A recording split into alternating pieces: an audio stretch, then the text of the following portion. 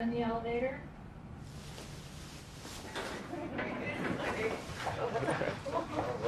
Nice to meet you. I know. I'm Dean. Nice to meet What's you, man. happening? Good to see you. Thanks for coming. Yeah. Yeah, you always have a lot of cameras around you, know? No, absolutely not. I'm the What one do you who's mean? I'm the one who's not used to it. Have a seat. Thanks for coming too. First, welcome. Thank you. It's great to have you here. Thank you. The things I want to talk to you about. I want to talk to you a little bit about race. Your music, some too. I thought the song "Talking to OJ" was particularly powerful. I took the message as you can be rich, you can be poor, you're still black. Who were you speaking to? Who did you want to listen to that and be moved by it? It's a nuanced song, you know. It's like I'm specifically speaking to us and about who we are and how do you maintain the sense of self while pushing it forward and holding us to have a responsibility for our actions. Because in America, it is what it is. And there's a solution for us. If we had a power base together, it would be a much different conversation than me having a conversation by myself and trying to change America by myself. If I come with 40 million people, it's a different conversation, right? It's just how it works. I can affect change and get whomever in office because this many people, we're all on the same page. Right? So as a conversation, it's like, I'm not rich, I'm OJ. For us to get in that space and then disconnect from the culture. That's how it starts. This is what happens. And then you know what happened? You're on your own. And you see how that turned out. Okay. That's why That's the line. Yeah, the pregnant pause. It's like, okay.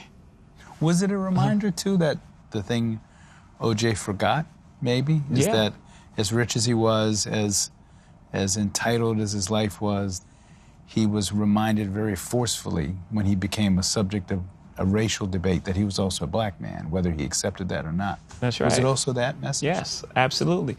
And for us, like I'm saying, to speak to that point is don't forget that because that's really not the goal. The goal is not to be successful and famous. That's not the goal. The goal is if you have a specific God-given ability is to live your life out through that. One. And two, we have a responsibility to push the conversation forward until we're all equal. Until we're all equal in this place because until everyone's free, no one's free. And that's just the fact.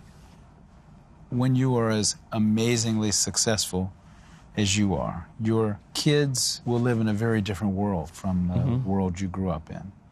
How do you go about making sure that they understand the world you grew up in? There's a delicate balance to that, right? Because you have to educate your children on the world as it exists today and how it got to that space. But my child doesn't need the same tools that I needed growing up. I needed certain tools to survive my area that my child doesn't need. They've grown up in a different environment. But also they have to know their history, have a sense of what it took to get to this place and have compassion for others.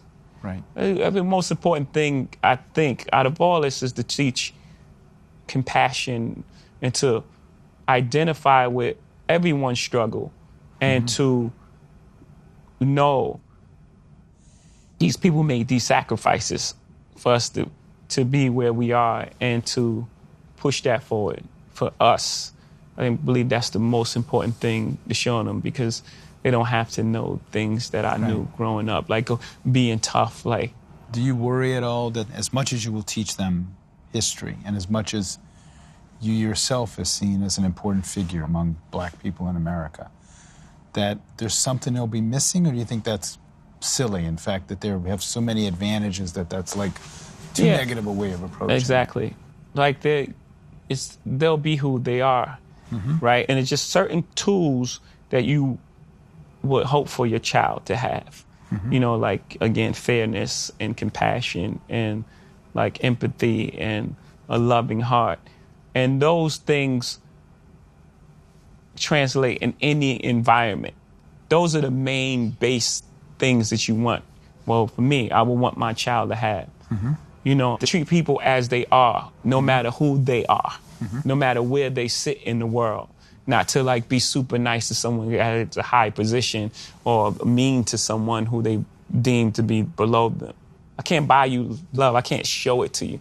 I can show you affection and I can, you know, I can express love, but I can't put it in your hand. Right. I can't put compassion in your hand. I can't show you that. Right. So the most beautiful things are things that are invisible. That's where the important things lie. For me, as a black man of a certain age, when I was a kid, O.J. Simpson was God. I'm 61, so I was a little kid when he was. Do you expect black people and white people and young people and old people to hear different things in your music? I'm sure I heard some things in that song that you may not even have thought of because I'm a different generation. What do you want a young white kid to hear in that song that maybe a young black kid would not hear? That's a great question. I think when you make music, you want people to hear it and hear different things, and then you want it to start a dialogue because that's how we get to understanding. Excuse me. Oh, you felt that way about it. This is actually what I meant because this happened and these things happened and led to me saying this specific thing. How did you react when that one line in that song where you referred to Jews and wealth? Some people got upset. Yeah. How did you feel about that? I felt it was really hypocritical. Only because, I mean, it's obvious the song is like, you want to be rich, do what people who got rich done. Of course, it's a general statement, right? It's obviously a general statement. Like the video attached to it was a general statement. And if you didn't have a problem with the general statement I made about black people and people eating watermelon and things like that, if that was fine, and that line about wealth bothered you, then that's very hypocritical. And, you know, that's something within yourself. Because basically I was saying, you know, Michael Jordan, LeBron James is a great basketball player. He trains in the off season. If you want to be great, train in the off season like him. That's basically the statement. And you can't miss the context of the song. You have to be like 5 years old or something. Some people think that the election of Donald Trump has revived the debate of race in America. Yeah. Some people think that, in fact, there's always been racism in America, that it hasn't changed, and that the debate isn't any different, it's just people are paying attention to it. Yeah, there was a great Kanye West line in one of the songs. He said, racism's still alive, they just be concealing it. Take a step back. I think when Donald Sterling got kicked out of the NBA, I thought it was a misstep. Because when you kick someone out, of course he's done wrong, right? But you also send everyone else back in hiding. People talk like that. They talk like that. Let's deal with that. And I wouldn't just like leave him alone. I don't have that solution. There should have been some sort of penalties. He could have lost some draft picks. But getting rid of him just made everyone else go back into hiding. And then now we can't have the dialogue. The great thing about Donald Trump being president is now we're forced to have the dialogue. And now we're having the conversation on a large scale. He's like provided the platform for us to have the conversation. And you think that's better? That we should be having a conversation? Absolutely. That's why this is happening. Do you think the debate over race in America is happening in a healthy way? Well, an ideal way is to have a president that says, I'm open to the dialogue and fixing this.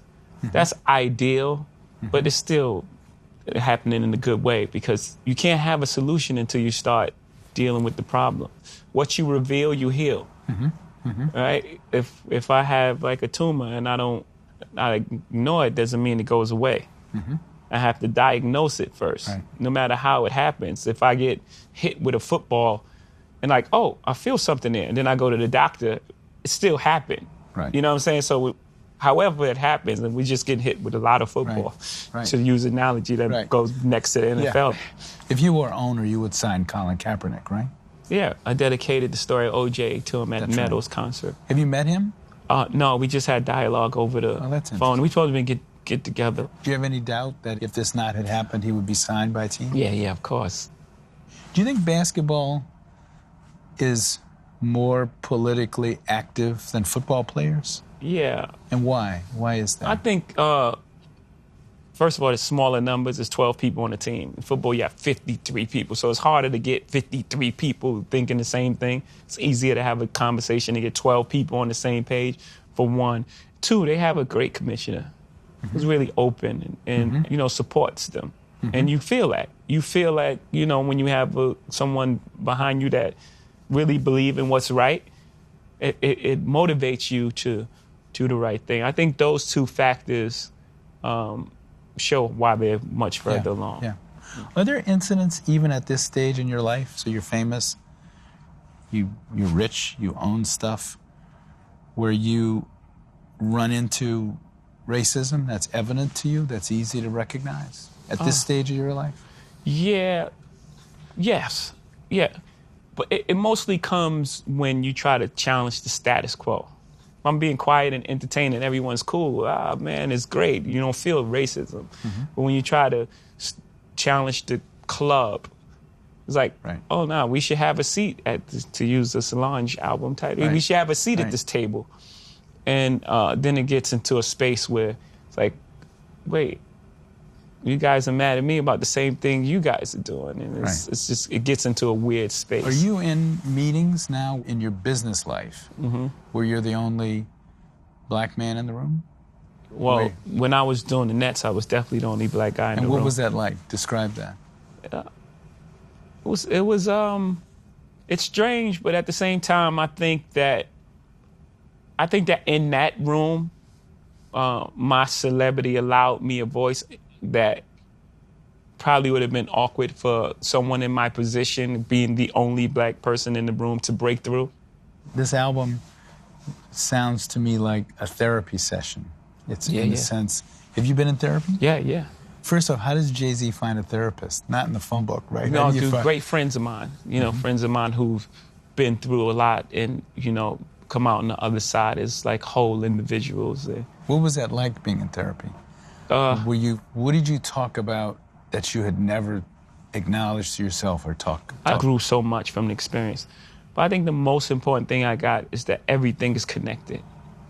Every emotion is connected and it comes from somewhere. And just being aware of it. Being aware of it in everyday life puts you at such an advantage.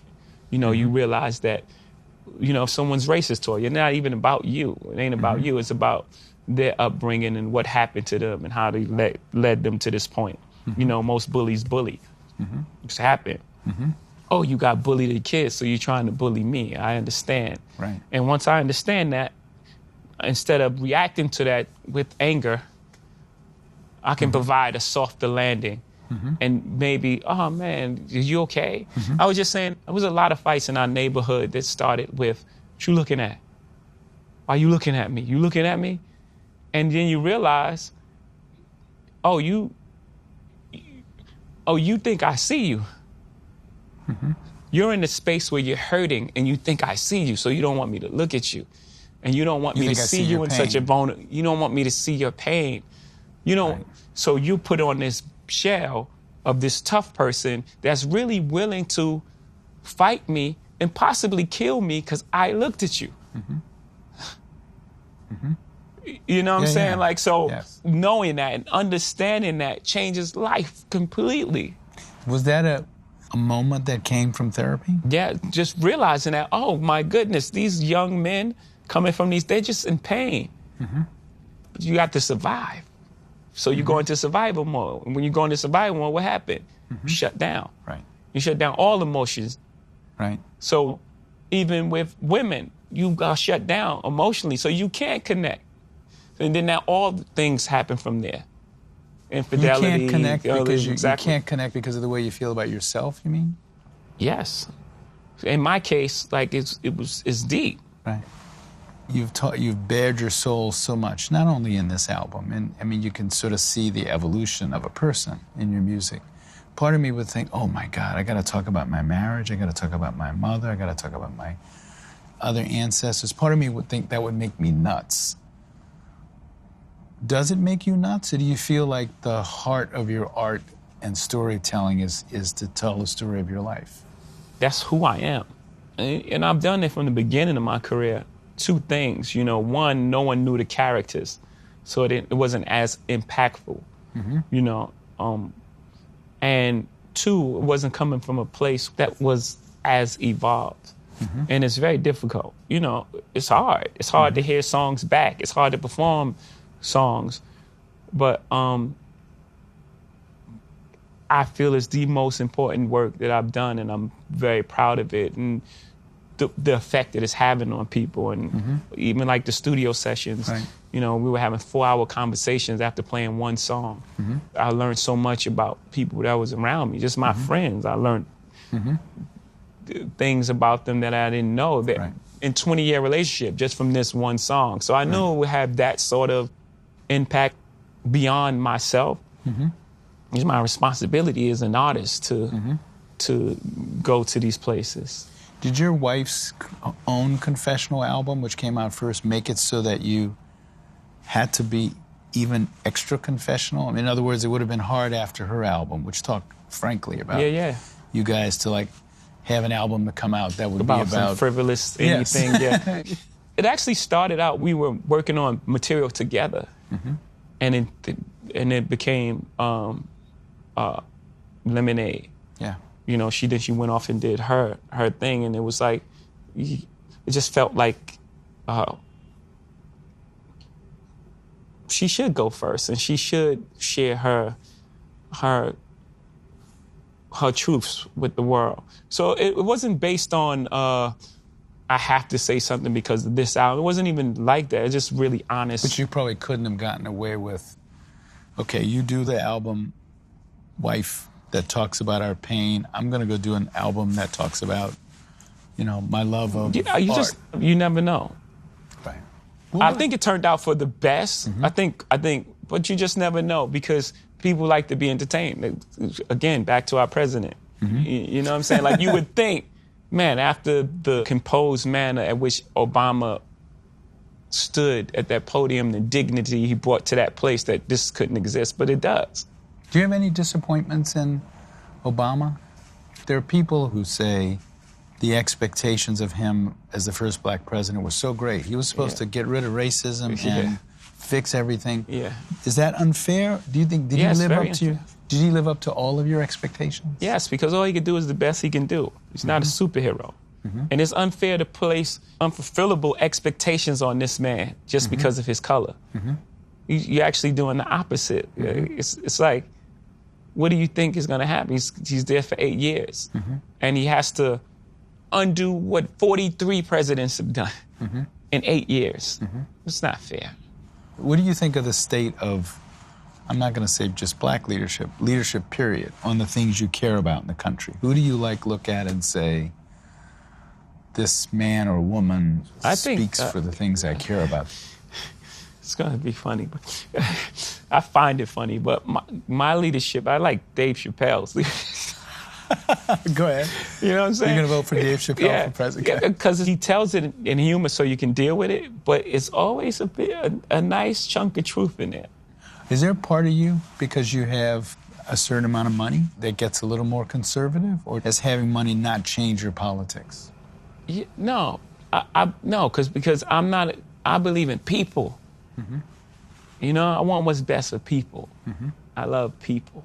You know, so I don't have that sort of thing like I want to vote Republican just to save more money. That's not the end game. It's not about who got more money and who got more houses. Yes, you know, you've earned it. Buy what you want. You know, but don't forget what's important. Without people, and being rich would be very boring.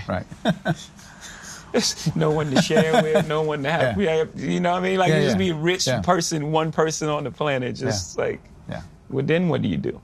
When I heard this latest album, and then I thought about the earlier albums, one theme was sort of reaching the promised land. You know, you've acquired influence, and not just money, but your life is good. And then when you listen to the newest album, you're thinking, he must have been in a lot of pain when life was good. Absolutely. Is that true? Yeah, I did listen to a song called Song Cry. And the idea of the hook Never seen it coming down my eyes, but I got to make the song cry. It tells you right there what I was hiding. And the strongest thing a man can do is cry. To expose your feelings, to be vulnerable in front of the world. That's real strength. You know, you feel like you got to be this guarded person. That's not real. It's fake. Does that mean you were unhappy during that period and didn't have a handle on it, or what? Well, you compartmentalize, right? So you can be inside your body and be happy, but at the core of it, something else is going on. Right. As a, parent, I thought one of the most painful scene or a line or whatever in the album was when you are talking about having almost lost your marriage, and you talk about what it would have been like to watch another man play football with your kid. I thought that is like, given that you have talked so much about your life and your music, are there things that you put a wall around? I'm not going to talk about that. You've talked about the pain of growing up where you grew up, how you grew up, your father leaving early, the pain of your marriage, being in therapy. Are there things you say, I'm not going there? Yeah, and it mostly involves other people, because when other people are involved, you have to also, you may be ready to expose these things. And there's certain parts of, it's also other people's truth as well. A perfect example is my mom. Yeah, I was going to ask you about, and when did you... I didn't have permission to do that song first. So just like we had a beautiful conversation. When did you realize your mother was gay? Really early on. When as a little kid? No. Let's say call it teenage years. So you realized it and talked to her about it? What was that? We never spoke about it. It just exists. It was there. Everyone knew. Gotcha. But we never spoke about it until, like, recently. Now we start having these beautiful conversations and just really, like, getting to know each other.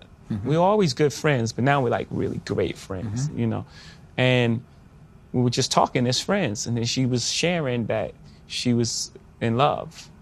And I guess there's years of, like, feeling for her and feeling like she's free. She can be herself. She doesn't have to hide for her kids or be feeling she's embarrassing her kids. It was a much different time then. Don't just think about... Yeah, of course. You know what I mean? Yes. She could just live her full life, her whole life, and be her. Will this get harder over time? Like, as a young man, and your music was the way a lot of young rappers are. It's like, the violent life. If that's chapter 1 of the autobiography, chapter 2 of the autobiography, I'm oversimplifying this, is like, now I'm really rich, I have a lot of stuff, let me tell you how cool that is. And then chapter 3 of the autobiography is, oh my God, I'm like run myself into the ground. What's chapter 4? 3 is, oh my goodness, the most beautiful things are not these objects. The most beautiful things are inside. The most beautiful things are the friendships I have really like golden friendships that, most people don't have. You can have all the watches and paintings in the world. You don't have friends like I have. The friendships I've acquired and the compassion and the person I've become. Like that's what this chapter is, and the conversations with my mom. Those are the real enriching experiences. Will you have the same adventures in your life? Will you have the same stuff to write about? Or maybe you don't know. I think that rap in particular is a young man's sport, that I'll move out of that white hot space. But rap is about the gift of discovery. To be the cool person in school, you have to know the newest music, the newest dance move, have the newest clothing on. So rap is based on that. What's new? I know you know Jay-Z is good, but do you know this song right here that only 4 people heard it? Right. You know what I'm saying? And then they bring that person into the masses of pop culture, and then you have a window before saying that you are the one is no longer cool. And then you have to move past that, and you have to find a way to exist. The white hot space is when it's fresh and new, and it's like, this is the hottest song ever. Right. I mean, I pushed the window like... You think you're still in that space? Oh, I stood in that window a really long time. And you're still in there? But still, no. I don't think people are looking to me as like the thing. Is that hard to deal with, or did you feel like, I'm okay with that because I've moved on? No. You don't want to be? Because at the end of the day, we're going to find out it's not about the white hot space, but it's about finding the truth. That white hot space, people think is the biggest thing, but it's really small. It's almost like a trend. Will you rather be a trend or you rather be Ralph Lauren? Right. You know what I mean? Like, Right. you rather be a trend or you rather be forever. I'm the person that looked at the Mona Lisa and be like, man, that's going to be cool in 40 years. Right. Right? I'm play forever. Right. I play forever. And so my whole thing is to identify with the truth, not to be the youngest, hottest, new, trendy thing. One of the things you rap about also is the pain you caused the people you sold drugs to. Have you ever had conversations with people like that you caused pain to as a young man and talked about it? No, I haven't. No. What would you say to them? Or is that impossible to do at this point? Well, nothing's impossible, right? So no, I don't think it's impossible. I guess that conversation would definitely take ownership for my part in you know, the part I played in occupying that space. Because knowing what I know now, you know, you can't sacrifice others for your life. You know, there's a karmic debt that has to be paid. Had I had the level of consciousness then that I have now, things would have turned out differently. And just knowing that, I definitely want everyone to know that. Do black artists have a different obligation than white artists?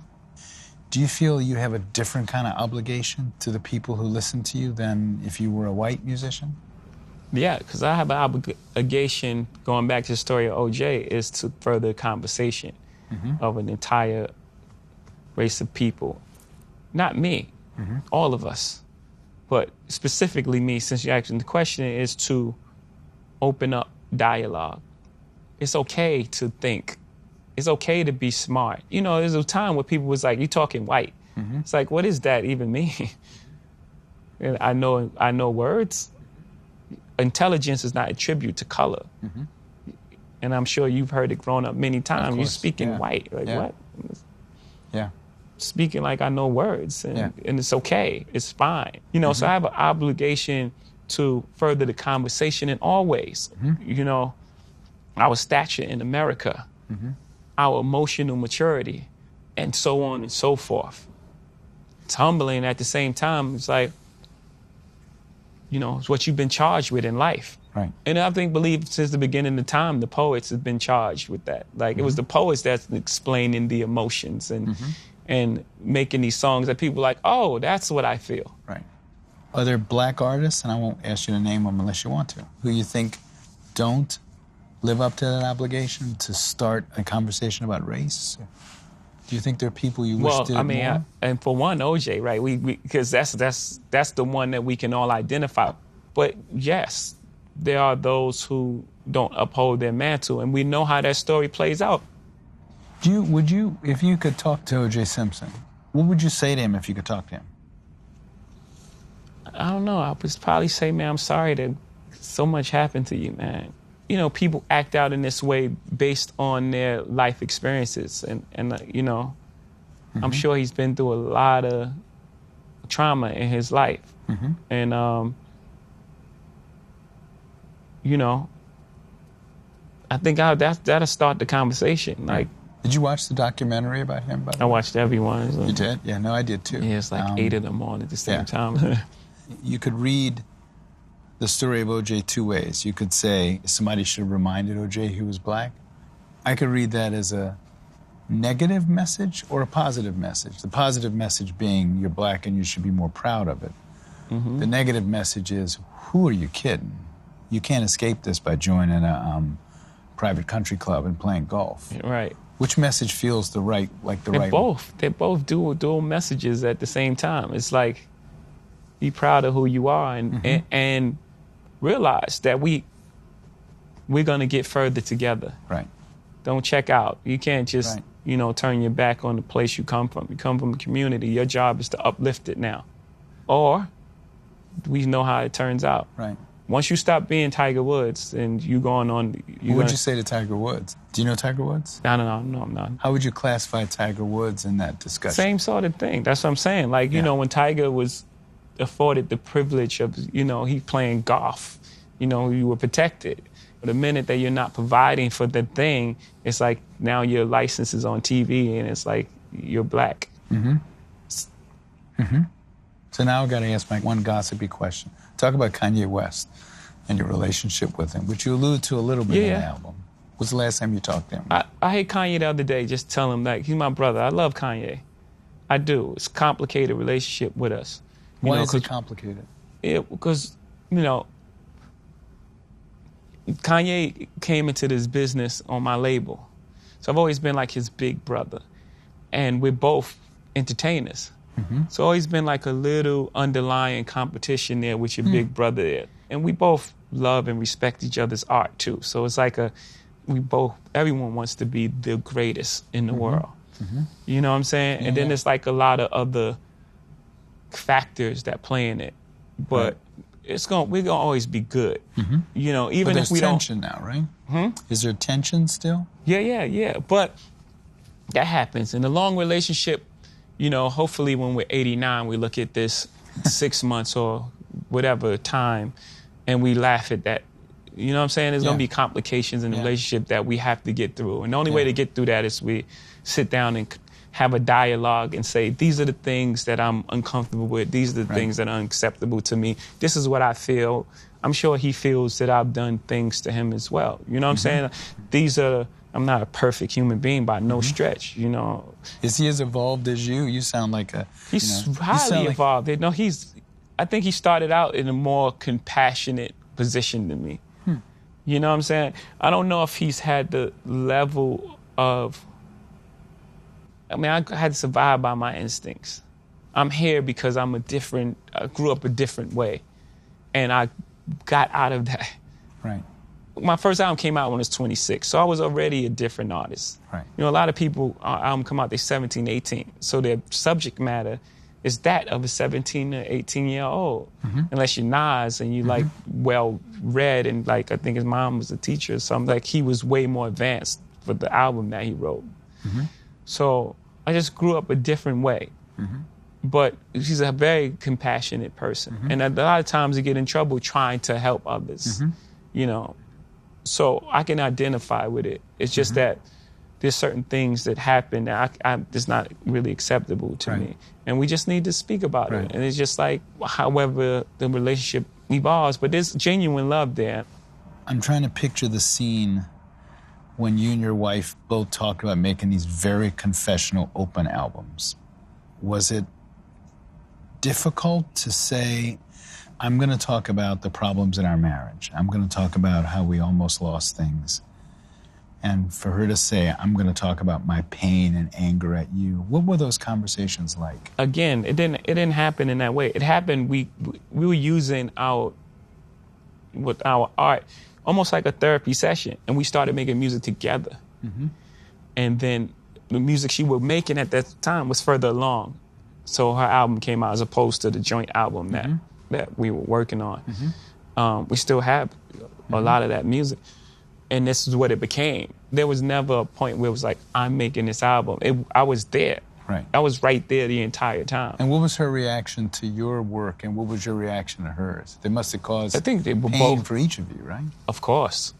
And both very, very uncomfortable, but sitting in that, the best place in the, a hurricane is like in the middle of it. Yeah. We were sitting in the eye of that hurricane. Maybe not use hurricane because so many people are being affected right now, but the best place is right in the middle of the pain. Right. And that's where we were sitting, and it was uncomfortable. And we had a lot of conversations, and really proud of the music she made, and she was really proud of the art I released. And, at the end of the day, we really have a healthy respect for one another's craft. I think she's amazing. Right. Most people walk away and like divorce rate is like 50% or something because most people can't see themselves. The hardest thing is seeing pain on someone's face that you caused and then have to deal with yourself. Yeah. So most people don't want to do that. Yeah. You don't want to look inside yourself. And so you walk away.